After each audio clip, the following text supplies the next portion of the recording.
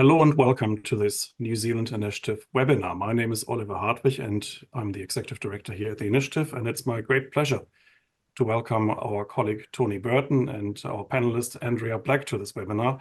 We are here to launch Tony's new report, and I've got a copy of it here. It's called Demystifying the State. Now, we all, of course, seem to know what the state is, except sometimes matters are not that clear. And actually, we try to express this in the cover image of this report. You can find it now on the website, by the way. You can download it there. But basically, what you see here is a typical kind of Rorschach image. That's the kind of inkblot picture that psychologists sometimes use to see what people associate with a picture and what they see. With the state, it's a bit like that, because when you look at the state can mean many things to many people. Sometimes you see the elected government officials, sometimes you see bureaucracy, sometimes you see ministries, sometimes you see frontline workers. But what you don't see is actually how all of this really fits together. And to investigate this, Tony has written his new report. It's the first in a mini series of 2 reports in which Tony analyzes the operations of the state. And he's well qualified to do so because he's been a public servant both in the UK and in New Zealand for many years. And this report is really born out of his personal and practical experiences in the system.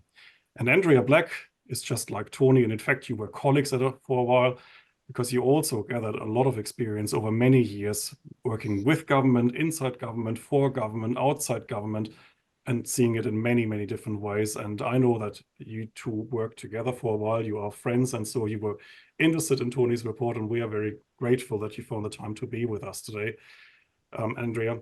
The format is quite simple for this afternoon, and if you've been on previous webinars with the Initiative, you know how that works. We'll first hear, of course, from Tony, who will introduce his report.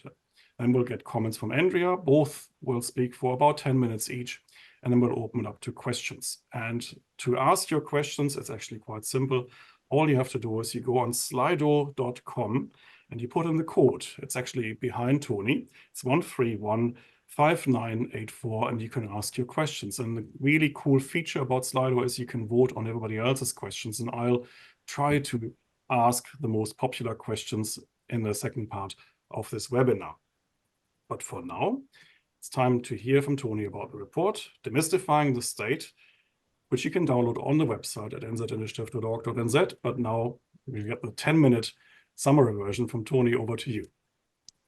Thank you very much, Oliver, indeed. And I have to say, I give great thanks to the New Zealand Initiative for supporting this work. And for those listeners who spent an hour on the webinar on this, very much looking forward to your questions. And a big thanks to Andrea, for whom the New Zealand Initiative is perhaps not your natural habitat, shall we say. Right, now we're here to talk about my report, Demystifying the State. So in my introduction, I'm going to explain why the state needs to be demystified, give a brief summary of what essentially the first half of my report and in terms of thinking about demystification, and then quickly sort of review what kinds of reforms this might suggest for the state. But I guess to kick off, why do we think we need to demystify the state? If you come to Wellington, you can go to Parliament and watch ministers put through the ringer by opposition MPs. You can stream news on what ministers have done on which the 6 o'clock news, which increasingly few people are doing, but more perhaps watching TVNZ Plus or websites or newspapers or Twitter. And most of us will have some contact. In fact, I suspect all of us will have some contact with, say, doctors, teachers, bus drivers, customs officials, and so on. And perhaps if we're less fortunate, the police, prison officers, and working income. Why do I believe that there's a kind of mystery in there? So to start off, think about what it means to say that a government minister had achieved something, right? Had been a success, say increasing the number of houses. After the photo ops, the minister is unlikely to be troubling many building sites. What they did was they would ask officials in one department, usually in Wellington, to provide advice. This will have resulted in policy proposals written by other officials who would have consulted with officials more widely around government departments. After ministers agreed the policy in meetings usually organised by officials, where many of the papers will have been written by officials, in fact, usually all the papers, and of course the agenda. Officials would then, around the minister, would then talk to other officials whose job would be to do implementing, like devising contracts and so on. And if this was the minister was, I'd say, a good minister, they would also be following up. They'd be making sure with their other officials to make sure that the policies had been implemented as was intended. And of course, this what I've just described to you there is a new policy. Just because they are new policies, other policies are continuing to be implemented. And of course, that's primarily about the officials themselves and doesn't involve ministers at all. This is an awful lot of officials. Now, I want to be very clear. What I've just described is the system working properly, right? What those officials are doing is the difference between, from a minister's perspective, the difference between when they were in opposition and now being a minister, what it looks like to have the opportunity to implement the policies that they had always wanted to implement as while in opposition. Now, so I should have added that. Right, there will be a couple of slides in this as I'm going through. Right. So there's about 30 ministers. Those are the people. Those are 30 out of the 120 people that you elect. Those ministers will have two groups of people they appoint. They'll have people that they appointed to their office. Andrea, for instance, was working for, if I'm get this right, Stuart Nash. Was that correct? Yep. As one of those officials not long ago. And then there's also another group who serve on boards, who are also chosen by ministers. So that's the people that, in some sense, you have an influence over who does what part for government. That's the, relatively speaking, so this diagram, I should say, is by scale of numbers. That's the group of people you're electing directly. This is the wider state. These are the people, the wider group of officials that I was talking about before. Some of them will be giving advice. Some of them will be managing the organizations, and there's around about 3,000 of those organizations, of which maybe 2,000 are educational, another 1,000 would include organizations you probably heard of, like ACC. Others you probably haven't heard of unless you're very interested in specialist activities, like the Outdoor Access Commission, and other organizations like the Plato Nominees Limited, which is called a Crown entity subsidiary. I have no idea what they do. There's a very large number of those kind of entities. And then you've got this wide range of people that includes the kind of people when the term frontline worker is used, but would include a much wider range of people who do a lot of what government does. Now, in order to manage those large numbers of organizations with the best will in the world, you need the people in those organizations to be talking to each other, to be having the kinds of meetings which I described earlier. That's going to take most of the time. And I think if we're being honest, there's not always the best will in the world in terms of how some of those agencies interact. Now, part of the struggle, part of the reason why there is some mystification going on here is that it genuinely is difficult to describe the situation. It's an even bigger problem to run it, right? Right. And unfortunately, this kind of complexity combined with a lack of understanding about what people do in the system encourages the various kinds of theories about deep states and the kind of commentary that's come out of Britain about the blob. Now, whatever your views on this kind of the size and the cost of the state, that kind of thinking isn't particularly helpful. And a lot of part of my report is trying to say how we need to engage with the state, whatever the political views we have. So if you believe the state is too large, we need to understand what the people are doing, so that we can understand if we do cuts, what those look like. And equally, that would be, of course, true for those who want the state to be larger. If you think the state is unaccountable, then we need to understand how it works now in order to know what changes would make it accountable in the future. And if we think that perhaps that it's out of touch, that it's unresponsive, that it's not part of the real world for ordinary New Zealanders, then part of what we're going to be needing to do is to look at what makes the not far short of 500,000 New Zealanders that work in various different functions for the state in a situation where they are appearing to be distanced and unresponsive. Now, at this point, I should probably confess that when I worked as an official and had to deal with that complexity, it seemed to me that often it felt like you were pushing your way through a wilderness, like an ecosystem. And at that time, when I was thinking about, when I was trying to think of a metaphor for this, what's a really good ecosystem, I was thinking of low-lying wetlands, because they are really rich, they are full of, they're complex, full of organisms and so on, and also very important to human beings because they protect us from flooding. Unfortunately, another word for low-lying ecosystem is swamp, right? So I wish to be quite clear that though when I talk about ecosystems, I'm not making any side references to an orange-skinned man on the other side of the ocean. Now, thinking about these ecosystems, the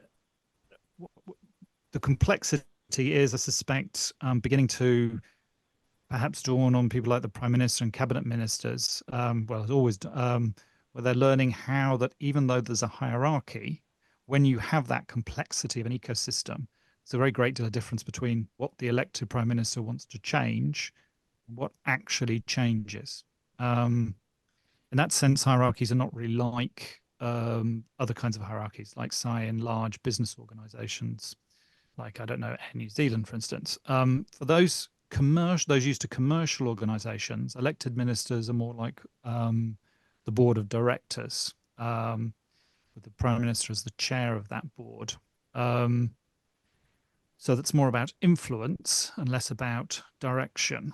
I don't find that, but personally don't find that particularly intuitive way of thinking about it. And the reason why the ecosystem, and this forms part of a discussion in the report, is an easy way to think about it, is it helps you understand how, it gives you the right kinds of intuitions for understanding how organizations work when ministers try to make different changes. And I think it emphasizes the need for being focused, targeted, for monitoring, for gathering information, and for making sure that what happens is what actually you hoped would happen. So, and a good example, I think, in recent years has probably been the education system. Right?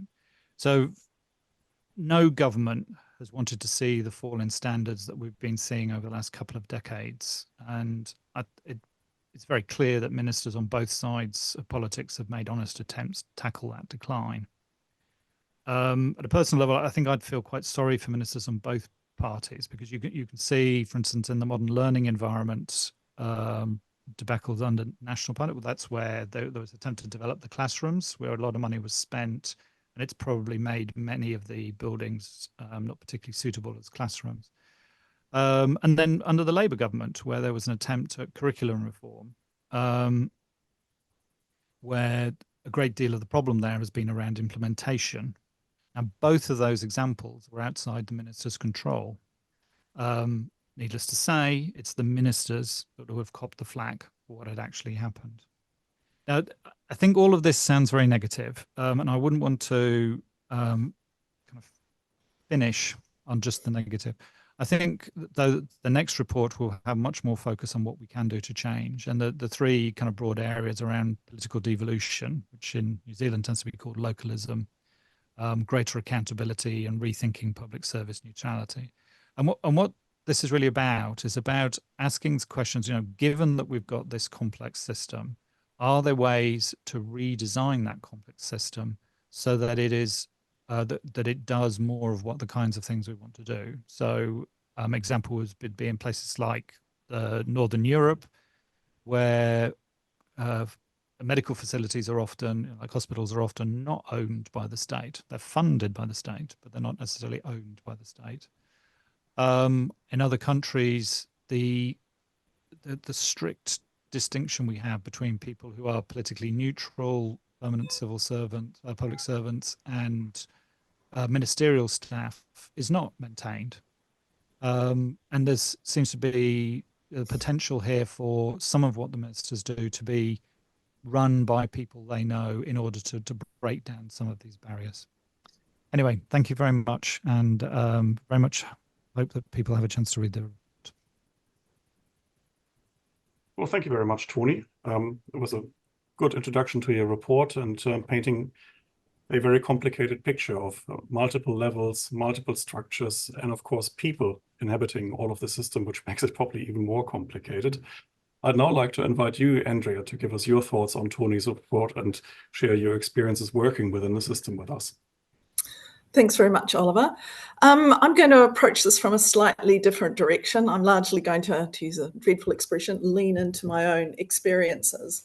The first thing I'd like to talk about is when Tony's talking about a particular issue where officials from various departments are all working together.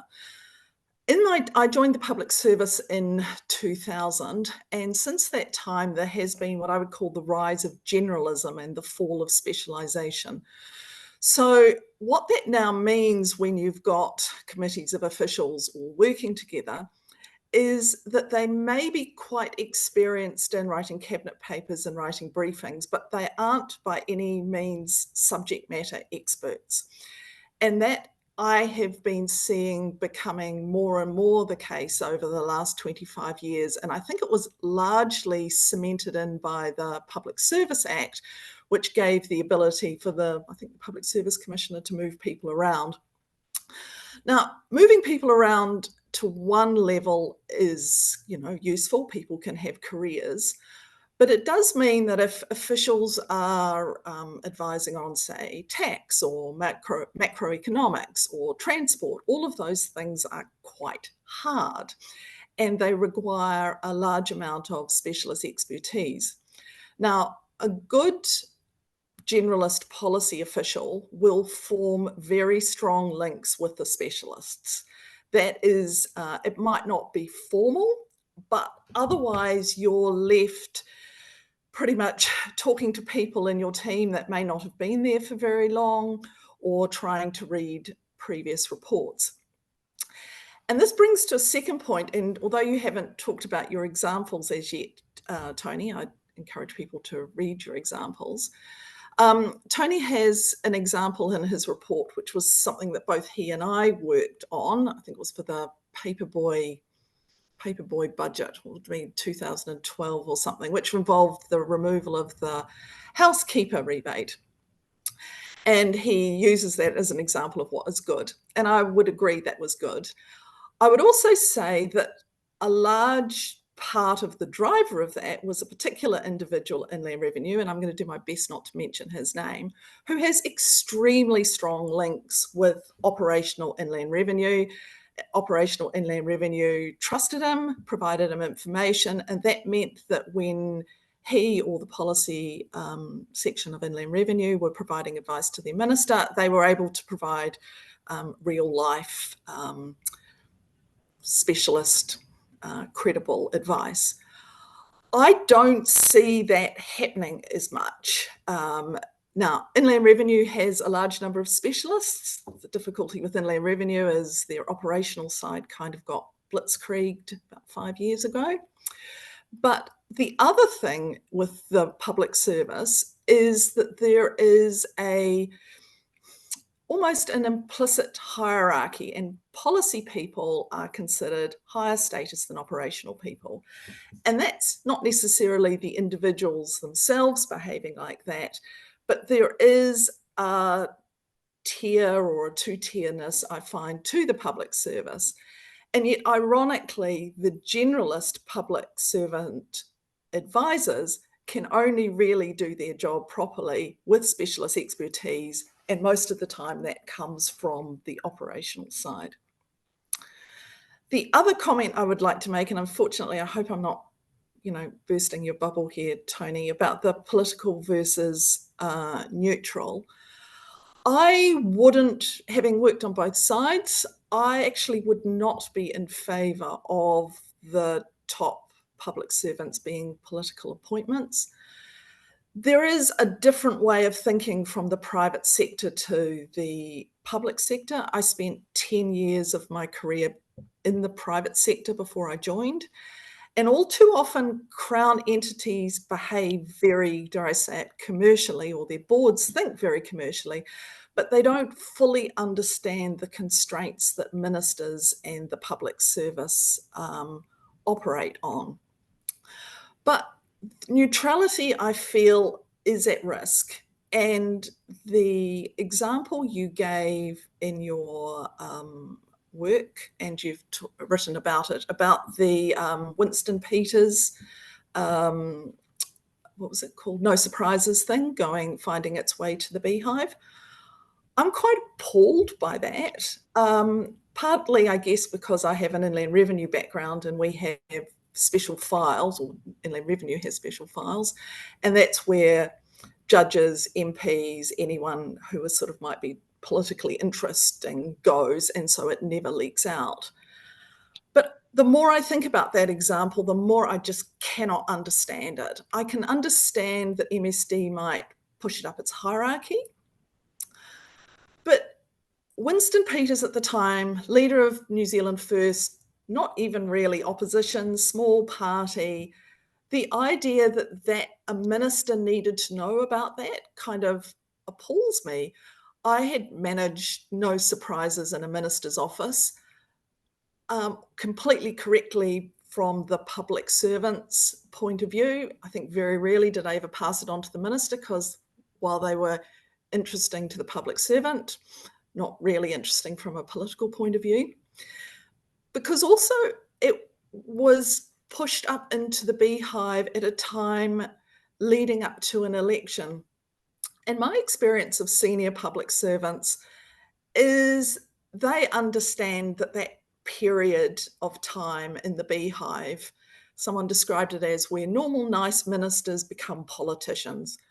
Normal rules don't apply. And the idea that Crown Law and the Public Service Commission thought that someone's private affairs were worthy of going into the beehive at that time just astounds me. Because like I say, my experience of senior public servants is going close to that period. They become much more circumspect, correctly, they become much more circumspect. And so, yeah, I don't understand it. And I think that's the type of behaviour that ends up with things becoming less politically neutral. And I think that would be a shame. Well, thank you very much, Andrea. We now have time for questions. And just a reminder, you can log your questions on slido.com. The code is 1315984. And we already have quite a few questions coming in, and I'm asking the most popular one right now, coming from our colleague here, Michael Johnston. Have you observed change in the way public service agencies interact with their ministers during your career? And if so, what trends are notable? Maybe start with you, Tony. This is very relevant indeed to what Andrea was saying about the case with Winston Peters, where essentially a problem had arisen, and that ended up being escalated right through the organization to the chief executive and then beyond, and ultimately to ministers, and was leaked. So the answer to your question is, I think yes, and I think this is something I think emphatically, and Andrea and I agree on, right, is that this has not been a good change, that we're moving towards this system where officials previously, part of the reason for having officials was a certain kind of expertise that they could offer the ministers. And the problem with that kind of well, so this is one of the reasons why, for instance, in the early 80s, that the officials were able to push back against people like Robert Muldoon, and indeed why some of the later reforms happened. What was most interesting about Robert Muldoon, and I don't know if this is Andrew's experience as well, but my experience has been is that most ministers don't mind people pushing back so long as it's reasoned and it's informing their decision. For reasons that other people would have to explain, some of the people at senior officials became increasingly less willing to do that. And I think it does link to the change in expertise. I think it's when you're talking from a position of expertise, ministers feel that they're learning something from conversations where people aren't agreeing. When what they're getting is something that is not got a... Tony, I think we lost you there. Might be a chance to bring you in, Andrea. Okay. Since actually that was the point you just made earlier. What are your thoughts on that? On the face of it, no, in terms of how officials operate with ministers. My personal experience as an official, I didn't see my senior people or myself having any problem providing an alternative view to a minister. Also, most recently saw alternative views being provided to ministers. Often, to be fair, the better chief executives would bring in a specialist from somewhere. And my experience is ministers love specialists. They love, well, the ones I love being able to talk directly to those people. And I think so long as the specialist got brought in, I think it worked fine. Yeah, but I did see perhaps slightly on in an area that I knew about, I saw slightly more bland advice than would perhaps have been provided 10, 15 years ago. Andrea, you just said ministers love specialists, so maybe that brings quite nicely into the next question here. How do we shift that prestige equilibrium you mentioned earlier to incentivize policy officials to develop subject matter expertise rather than becoming another go-to fixer-upper? So if ministers like the specialist, is that a chance to actually change the prestige equilibrium inside the ministries?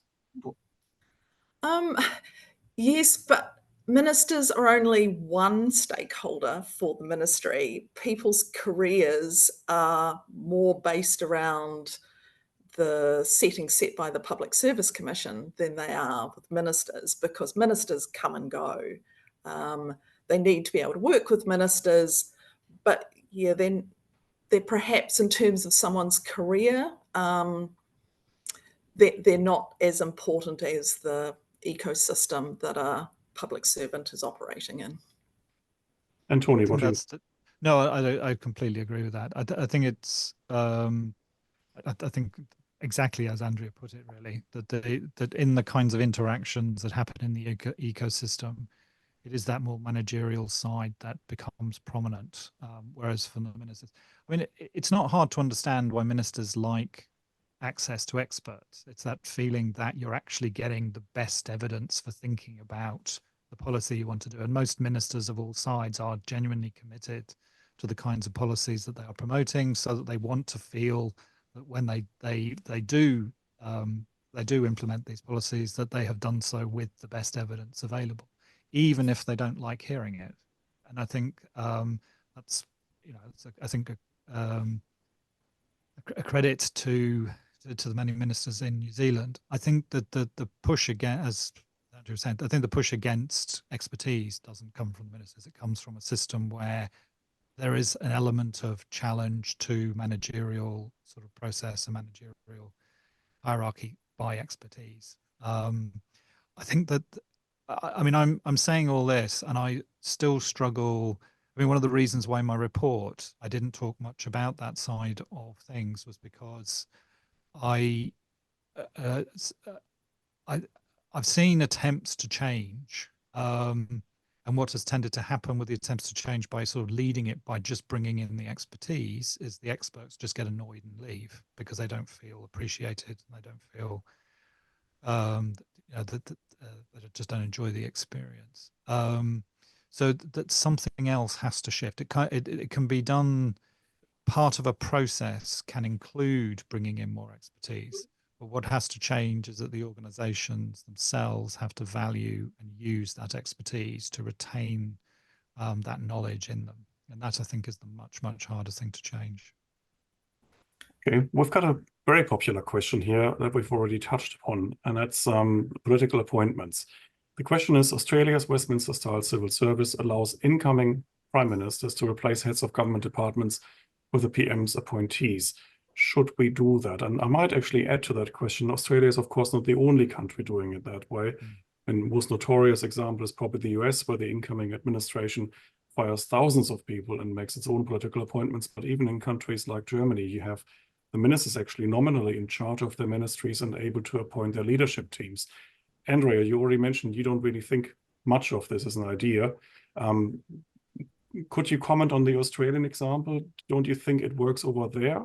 No, I don't have any. I don't know enough about how Australia works. I just feel in the New Zealand environment, they're likely to be people coming from outside. And while I'm a proponent of expertise, there is a statecraft involved in understanding how ministries work, how ministers work, that my generalist friends have in spades, and that is also important.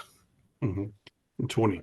Yeah, because I think I'd agree with that. I don't think so I've heard sometimes academic economists talk as if Treasury should be entirely staffed by economists, right? And that, to become a deputy secretary, one would need to have a PhD and that sort of thing. And I don't think that's a really plausible model. I think that the expertise is part of the mix, and that the generalists are needed. I think where I disagree perhaps with Andrea is around, so what this is really about is a balance. It's about so at the moment the balance is set that the minister and the minister's office and some appointees are political, appointees to boards, that is, are political, but that the ministry itself is neutral. And my suggestion would be that we could think about shifting some of that balance. So a really good example from the last government would be the Climate Change Commission. Or indeed, in this government, it would be the Ministry for Regulation. Both of those have clearly got strong priors on the part of the minister, and that what bringing in somebody external would do is have somebody who had the kinds of knowledge that the individual minister wanted to be applied to what was going on, to the management of whatever the entity was.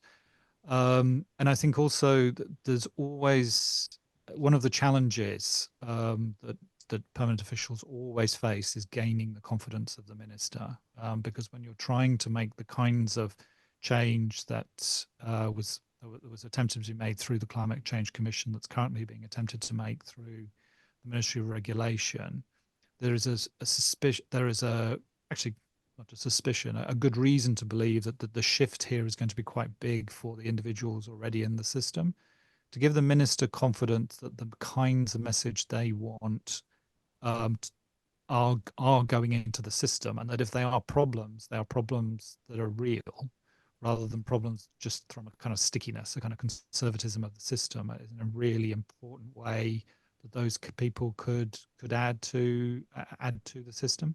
I completely agree that the system could never be, and I think it would be dreadful if the majority of the senior leadership were political appointees in the way you have in America. I think you can see the problems in America, frankly. But to have more... I think the idea that an entire place is inhabited by PhD qualified economists is a bit of a scary thought, but the lack of balance. I mean, there were times, entire years actually, when Treasury, as the chief economic advisor to the government, didn't hire a single economist. So I think it is really a matter of balance. Yeah, I mean that's a very good, and there's something quite scandalous about the way that Treasury emphasized things like macroeconomics at certain times. That's a very good example of where loss of expertise could be felt. And I'm not a macroeconomist. I would sometimes joke with macroeconomists about it's just bad micro, but it's needed. The government departments need it. Okay, let's take the next question, and that's probably a question for you, Andrea. Where do you place the soft officials in inverted commas? That is lobbyists, former politicians, might say think tankers. Where do they fit into this microcosm of the public service and the state? Well, they're not strictly speaking in the public service or the state, but I think they're what's known as stakeholders. And yes, they have a role, and often they are officials spend quite a bit of time with them, because as ministers come and go, stakeholders are forever. So officials have to keep good relationships with stakeholders. I just see them as influencers. I see them as very strong influencers of the public servants, and part of the basis of officials' advice will be what stakeholders want. Similarly, all those groups are pretty good at lobbying ministers, although I would say under this government there's a set of groups that don't have ministers' ears. So yes, they're in there, they are important, and probably more for officials almost than for the ministers. If I were to interpret the question a bit further, I think what might have been meant by the question is actually this constant flipping in and out of the public service. So one day you're a lobbyist or a think tanker, and the next day you work for the public service again, and you flip back a few years later. Whereas in other systems around the world, you tend to have more of a class of public servants who spend their entire lives there, but they would never work outside it. Is that something that you think would be better, or is it good to have this kind of frequent exchange? Well, I haven't actually seen this flipping in and out. I mean, I left the public service, and then I left the public service. I haven't seen. I see people moving around departments a lot, but I actually don't see this flipping in and out. I mean, I think that if I could think of a couple of examples of people who were in the public service and then came around as lobbyists, one of the most prominent at the moment would probably be someone like Craig Rennie, who started out in Treasury and worked in Britain.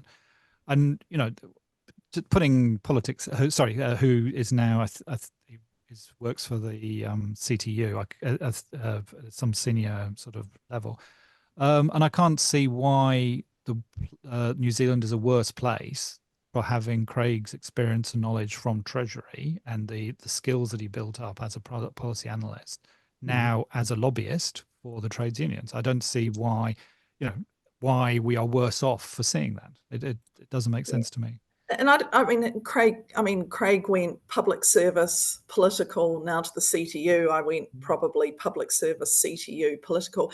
I see us both having left the public service. I see us both as, quite frankly, having called aside, which makes going back permanently into public service quite hard. But I didn't see that as in and out. People left. Okay. Next question. Public servants lack incentives to invest in specialized agency relevant skills, someone says here, because they can be easily fired. So it's much safer to be a generalist rather than to be a specialist. Is that true? No, there's no more easy to fire a specialist than it is to fire a generalist, unless Andrea knows something different that I don't. Is actually, you'd rather like to be a generalist because then at least you can be re-employed easily. By possibly who? Yeah, no?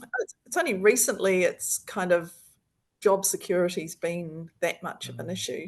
I'm sorry, I just don't. I mean, I think we're here, agreed here. I don't really recognise this at all. That if anything, it's the idea of there being queues of unemployed economists just out the door because they, It's all good. You don't have to accept the premise of the question. We can just move to the next one. What is the inability of the public service to operate a stable, performing Orangata Mariki and predecessors for over 40 years say about the system? Can I take that one, Andrea? Yeah, I got nothing. I mean, I think actually it says several very important things about the system. There is you know, coming from outside of New Zealand, there is something just simply bizarre that we have centralized child protection, right? If you were to pick some activity that government does that is all about localities and about families and about knowing communities and about people, you know, learning all that kind of local information, it's going to be child protection in that sort of way. So I think that, so my first answer to that question is that it says something very bad about how strong the impulse to centralization is in New Zealand. I think the second thing it says, and given, you know, that there is a history going back decades, right, of which the most, you know, the recent Royal Commission on Abuse in State Care is only the most extreme end of this, where child protection in New Zealand has just not been very good.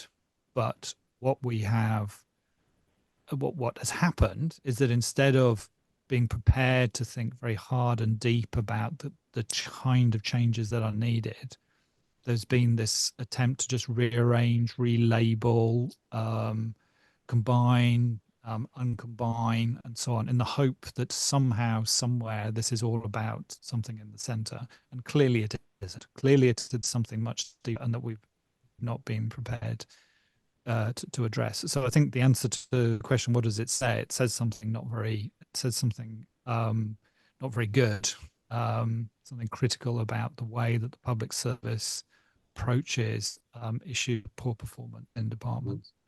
Okay. We've got a very quick question here, so I might actually try to ask a follow-up straight away. Someone wants to know, what's the case for reform to justify restructure? I'm not quite sure what kind of reform, but if I rephrase the question slightly for you, Andrea, if I gave you a magic wand and you could implement 3 structural reforms for the public service, what would you do? Oh, blimey, what would I do? I don't even know how to change the system to bring a greater emphasis to specialisation. It could be that we keep generalist policy officials and just boost the status of the operational people. That could be one thing. I've got 3, goodness me. Oh, I don't know what it is, but somehow there is an anti-public service thing in the country. If I think back to my time under the key Bill English government, they put in a hiring freeze, which meant that basically they lost a cohort in the government. My lot did the pay restraint, which totally exacerbated the people moving around. And similarly, this government as well. Yeah. Don't have time to discuss this government, but it all comes from a place that somehow keeping a lid on the public servant, or public servants are bad, or can't pay public servants, you know, what is appropriate. So that would be a wider thing, that it's not a political football. And I'll give Tony my third. Okay, Tony, go ahead. No, I think one wish. I've had one wish. It would be that we start respecting local knowledge in the kind of main spending areas, which are health, welfare, and education. And that means devolving, that means taking localism seriously, that it's about local people, local political representatives, having a lot of the decision power on the way that those kinds of services are spent and managed. That would be if I had one, that would be the big one. Okay. The next question is from someone called Lewis, and he asks, what do you think, Andrea, about generalism versus specialism, but at the CE level? So the Friends of Peter chessboard at least gave people a path, but is there a better model? And I think we all know that's a reference to Peter Hughes, former head, of course, of the Public Service Commission.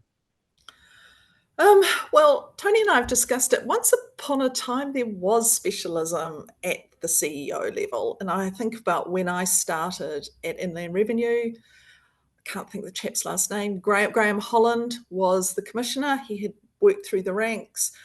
Something happened and he ended up having to resign. Prior to that, David Henry also had come through the ranks and was very well regarded, but ran up against Winston Peters and found he had to resign.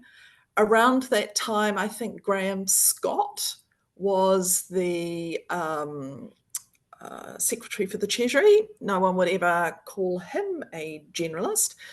So something's happened that's caused the change. And I know at Inland Revenue, it was kind of that the specialists overreached. There was, around the time that I arrived, around 2000, investigators had done a bunch of things that abused their power, and so they needed someone from outside in the form of David Butler. Perfectly fine commissioner came in.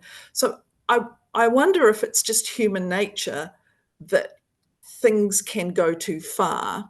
And Graham Scott, a lot of time for Graham Scott, but you could argue he was what then ultimately led to the ideological burp comment, even though Graham was not the secretary at the time. So a combination of perhaps specialists not understanding the broader environment, and also perhaps being a little too insular and not fully understanding ministers. So maybe a cycle. Okay. Next question here is, there's a perception that activists have gained a much greater presence and influence in the public service. Do you agree with that? And if so, what do we do about it? Maybe Tony.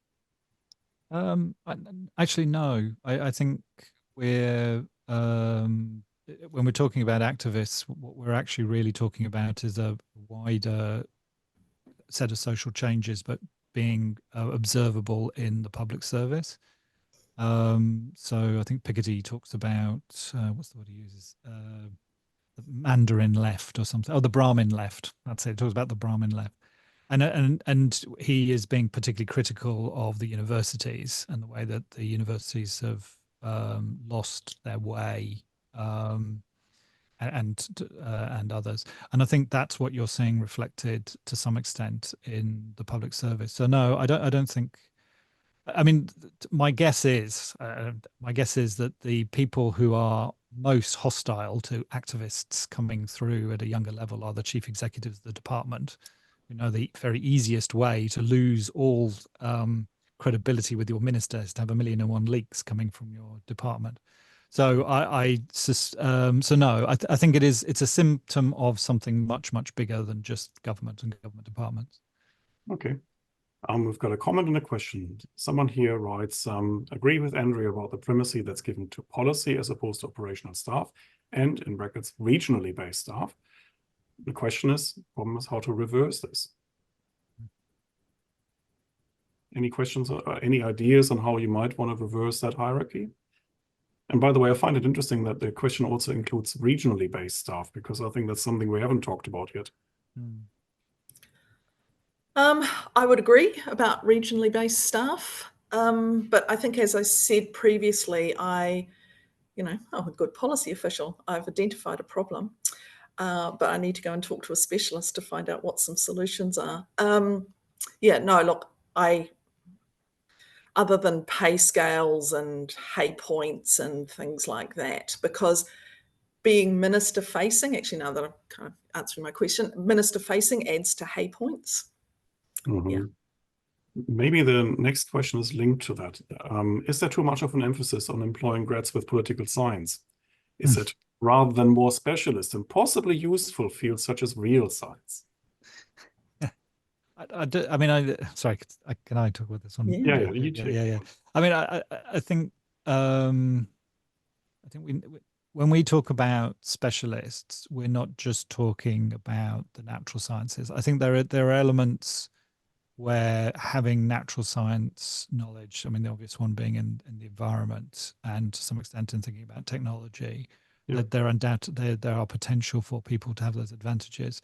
But policy is a much more complex area than that. It's not knowing about technology, it's knowing about technology in the context of government policy and the kinds of things that you have there. So you do need a mix. It can't just be, people who do political science will tend to be people most interested in government. So there's going to be a natural tendency for people in that position to want the job. Where I think it becomes a problem is where specialism, and frankly, that's how it's been over the last 8 years. Specialism has been seen as a disadvantage. It's a sign that you're not properly committed to the one service that there's meant to be. And I think that's when it becomes, that's the danger we have. And that there are some areas, IRD being a very good example of that, where the specialist should be the default. Like occasionally you can have someone who's not a specialist, but in the main, it should be specialists. Okay.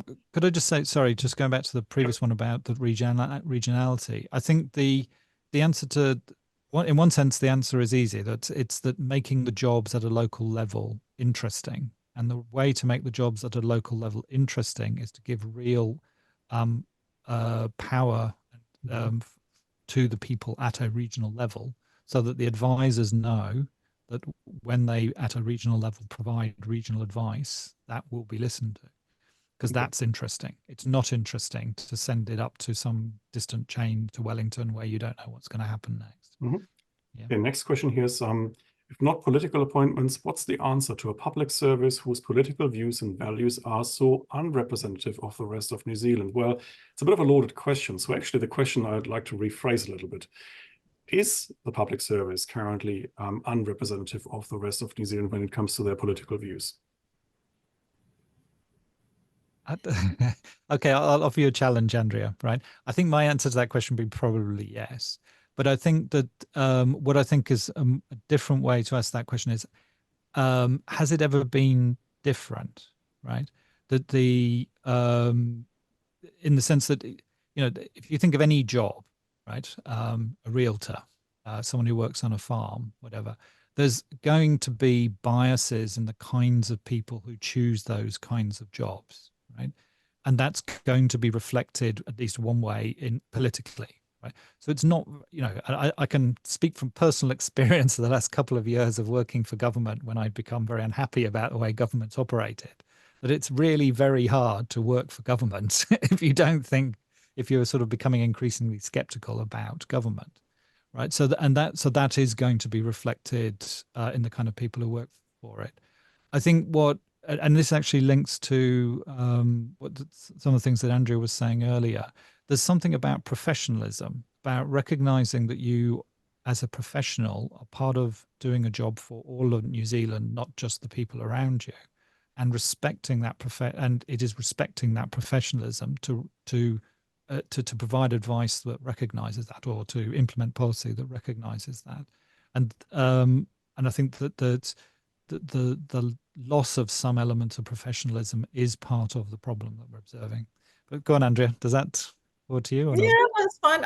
I remember talking to someone who was an advisor under the key English government, and he goes, "Oh, well, of course, all public servants are centre left." And I went, "You're joking? They're not. They're all centre right." So, I think we just both agreed that they saw government as part of the solution. I think that's where we landed. Yeah. Okay. But, yeah. Next question. Someone's asking about leaks of cabinet papers by ministry officials, whether that's deliberate political sabotage. But I mean, that question answers itself. Of course, where they're leaked is political sabotage. The only question here is really, is this more common nowadays than it used to be? Because I think it's always happened, hasn't it? Can I take that one? Yes. Very strong views on that. I dealt with a couple of leaks when I was in the Beehive. Really got on my nerves. Always seemed to happen at agency consultation stage of the cabinet paper. And the recent leaks, well, this is not necessarily my government. I did feel sorry for them. And also while people were saying, "Oh, MB's leaked a paper." No, MB hasn't leaked a paper. It's happened in agency consultation. And I wrote a very strongly worded LinkedIn post on this. Because in my view, it's completely wrong. It doesn't matter that you don't agree. If you don't agree, there are other things you do. You join the union, you give money to a political party, you give money to an NGO that's fighting it, but you absolutely do not leak a cabinet paper.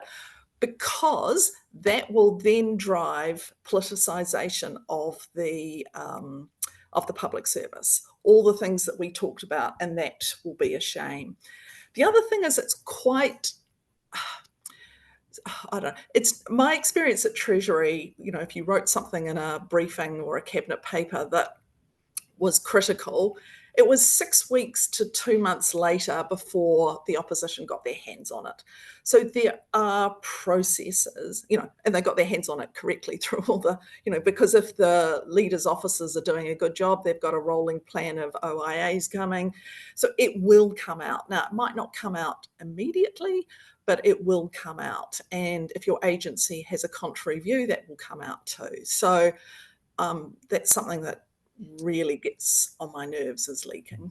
And what's your impression? Has that become more commonplace, or has it always been like that? Well, I led a very kind of sweet life, Treasury, Inland Revenue, no one leaked. And then I discovered that life was a bit different, and it tended to be the agency consultation. And I would suggest it was possibly also areas of government that perhaps weren't so used to what a cabinet paper was. Yeah. Okay. Interesting question topping the list right now. When government does something wrong, should the CE or the minister be held to account? Or maybe both? Tony? No, I think the answer is, and it's a terrible answer in many ways, is it depends. But the what I think I'd turn it around and say what we shouldn't be doing here is saying that irrespective of what happened, it's the minister, or irrespective of what happened, it's the CE. We should be asking ourselves what has gone on and why that there is a problem, and then choosing in that way. I think that's, and I think broadly, I would, as I suggested in my introduction, I think ministers tend to get more bailed than they necessarily should. But that doesn't mean ministers shouldn't be blamed sometimes.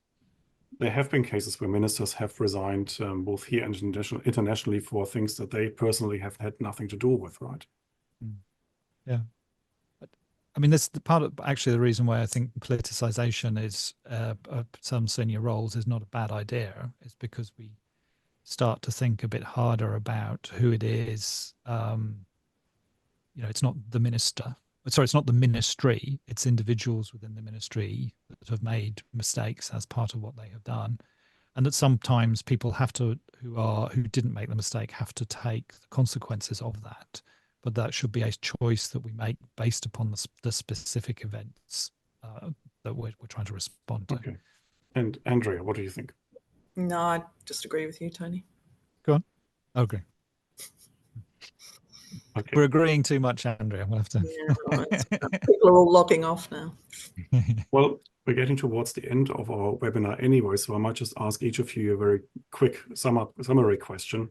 If you wanted people to take anything, any particular one point away from your report, Tony, what would that be? And what are you hoping to achieve then with number 2 in that series of reports? I think the key thing is this idea that government